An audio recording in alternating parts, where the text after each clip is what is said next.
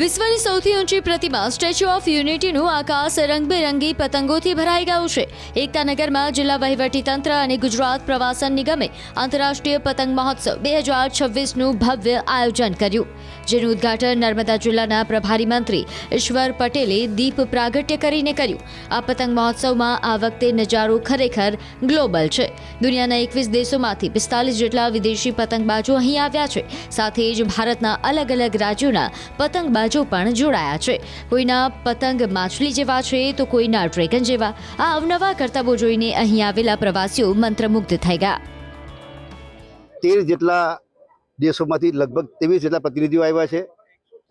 3 રાજ્યોના પંજાબ, મહારાષ્ટ્ર અને કર્ણાટકના થકી આમ કુલ 34 જેટલા મહાનુભાવો અહીંયા પતંગ ચગાવવાના માણામાં આવી રહ્યા, ત્યારે એ તમામ લોકોને શુભેચ્છા પાઠવું છું। ગુજરાત સરકાર દ્વારા 1989થી અમદાવાદ ખાતે સાબરમતીના રિવરફ્રન્ટની અંદર આ આંતરરાષ્ટ્રીય પતંગ મહોત્સવનું આયોજન દર વર્ષે થઈ રહ્યું છે। અમદાવાદનું સાબરમતી હોય, સુરતનો તાપી કિનારો હોય, ધોરડોનો રણ વિસ્તાર હોય કે શહેરો હોય, તમામ ગામડા હોય, દરેક જગ્યાએ આ પતંગ મહોત્સવનો ઉત્સવ જ્યારે મનાવી રહ્યા છે, ત્યારે હું તમામ લોકોને ખૂબ ખૂબ શુભેચ્છા પાઠવું, તમામને અભિનંદન આપું છું। Statue of unity Kevadia colony ખાતે બન્યા બાદ અહીં આગળ આંતરરાષ્ટ્રીય પતંગ મહોત્સવ કરવામાં આવે છે। તમે જોઈ શકો છો તેમ કે જે આંતરરાષ્ટ્રીય પતંગ ઉત્સવમાં કેટલાય જે પતંગબાજો છે, જે દેશ વિદેશના પતંગબાજો અહીં આવ્યા છે। ખાસ વાત કરી શકાય કે જે પતંગબાજી હોય છે, જે પોતાની કરતબો બતાવે, પતંગો ઉડાવે છે, ત્યારે રંગબેરંગી આકાશથી અહીં આગળ છવાયેલું હોય છે। આપણી સાથે એક પતંગબાજ આવે છે। आप कहाँ से आए हैं और क्या पतंग लेके आए हैं, आप क्या कहेंगे? आप? मैं चंडीगढ़ से आया हूँ। मेरा नाम डॉक्टर देविंदर पाल सिंह है। मैं एक फोरेंसिक साइंटिस्ट हूँ। तो मुझे 40 साल से पतंगे उड़ा रहा हूँ मैं। तो पतंग में ऐसे है कि मैं बहुत कंट्रीज में जा चुका हूँ। पतंग वो चीज़ है जो हमें खुशी प्रदान करती है। पतंग अगर बच्चे उड़ाएंगे, उनको फ्री विटामिन डी मिल रहा है धूप में। इंडिया में 90% लोग विटामिन डी की कमी से चल रहे हैं। डॉक्टर्स बोल रहे हैं उनको गोली खाओ विटामिन डी की। पतंगे हमारी आंखों की रोशनी बढ़ाती है, बच्चों के लिए कंसंट्रेशन पैदा करती है, वो पढ़ाई में ज्यादा मन लगा पढ़ाई कर सके।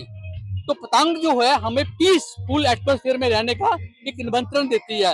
हम इतने लोग, इतने कंट्रीज के लोग इधर इकट्ठे हुए हैं, क्यों? कि भाईचारे के लिए। हम भाईचारे से रहें, प्यार से रहें।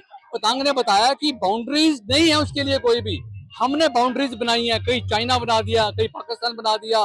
इतने पैसे खर्च कर रहे हैं एम्यूनिशन पे, वही पैसा अगर हम हेल्थ के ऊपर लगाएं तो कोई बीमार होगा ही नहीं। तो पतंग एक खुशी देती है। एंजॉय करो, भंगड़ा डालो, बल्ले बल्ले करो, ओ बल्ले बल्ले उड़ी उड़ी रे पतंग मेरी उड़ी रे, ओ बल्ले बल्ले। બિલકુલ, આ હતા પંજાબથી આવેલા પતંગબાજ। ખાસ વાત કરીએ તો પ્રવાસી પણ અહીં છે। કેટલાક પ્રવાસી સાથે આપણે વાત કરવાની કોશિશ કરીશું।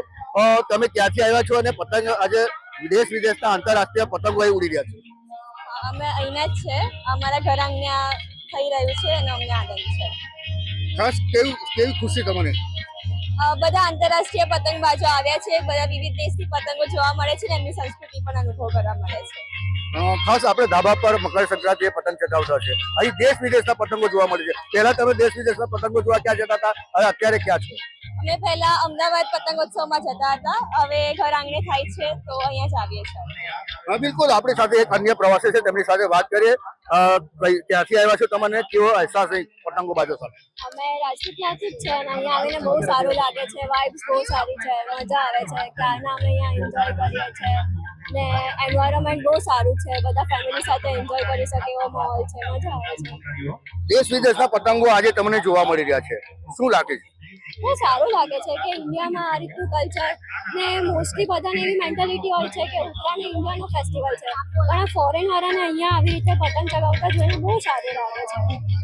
બિલકુલ, આ હતા પ્રવાસી। ખાસ વાત કરીએ તો જે આજે આંતરરાષ્ટ્રીય પતંગ ફેસ્ટિવલનો જે પ્રારંભ જે છે 2026નો જે છે એ સ્ટેચ્યુ ઓફ યુનિટી ખાતે યોજાઈ રહ્યો છે, જેને લઈ આજે દેશ અને વિદેશના જે પતંગો છે એ સ્ટેચ્યુ ઓફ યુનિટી પાસે આકાશી રંગબેરંગી પતંગો ઉડતા એને જોવા માટે મોટી સંખ્યામાં પ્રવાસીઓ ઉમટી પડ્યા છે। દીપક પટેલ, ન્યૂઝ 18 ગુજરાતી, નર્મદા।